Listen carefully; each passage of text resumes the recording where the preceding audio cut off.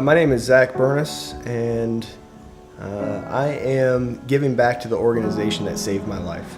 I'm a 10-year Hodgkin's lymphoma survivor, and this same disease took my uncle 30 years ago. He was dead within a year of being diagnosed, and the research that's been done between his death and the time I was diagnosed allowed me to be cancer-free within 3 months. So I feel this is God's opportunity to me to give back to the organization. My name is Jennifer Wagner, and I'm running for Woman of the Year in memory of my mother-in-law, Jeanette Hendry, whom I never had the chance to meet. She passed away from blood cancer not long before I met my husband, and I often wonder what our lives would be like had she been a survivor. I'm also running because I have a lot of friends who have been affected by blood cancer. Either their children have been diagnosed or they are survivors themselves. And I want to bring awareness to these diseases and to the research that is funded by campaigns like this one that enable a lot of people and their families to continue on and to become survivors. My name is Jenny Vance, and I'm passionate about the Leukemia and Lymphoma Society because so many people in my life are affected by a blood cancer. Everything from one of my high school friends who passed from lymphoma about 10 years ago to friends and family members who are struggling with the illness this year and a couple who've passed in the last year. And it just made me passionate about doing something about it. I don't want any more of my friends and family to suffer from a blood cancer. Well, my name is Tom Britt. I met the Andrews family back 2010 or so.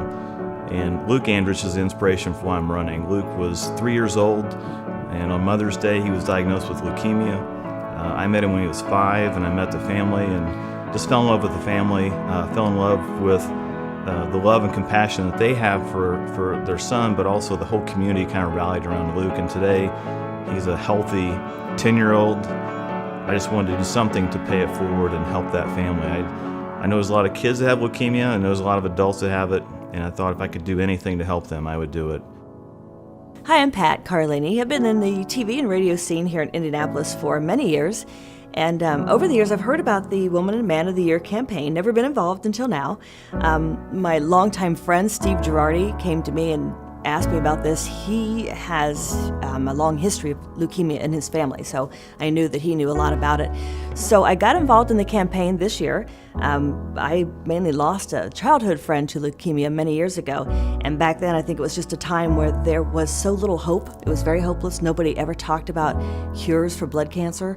And so it was a very different time. So here we are years later, and I think the research is so promising now that when they asked me to get involved, I was like, yes, I want to do what I can to help. So I think it's a great campaign, and it feels good to be here. My name is Dr. Leonard Scott, and our daughter Melanie contracted leukemia back in 2013, and it rocked our world. But it was through a bone marrow transplant from a umbilical cord, which was a new technology that was discovered because of research. And the Leukemia Lymphoma Society funds research for new blood cancer cures. So I'm supporting that effort. Well, I was contacted by LLS late in 2014 and asked to be a candidate for Man or Woman of the Year.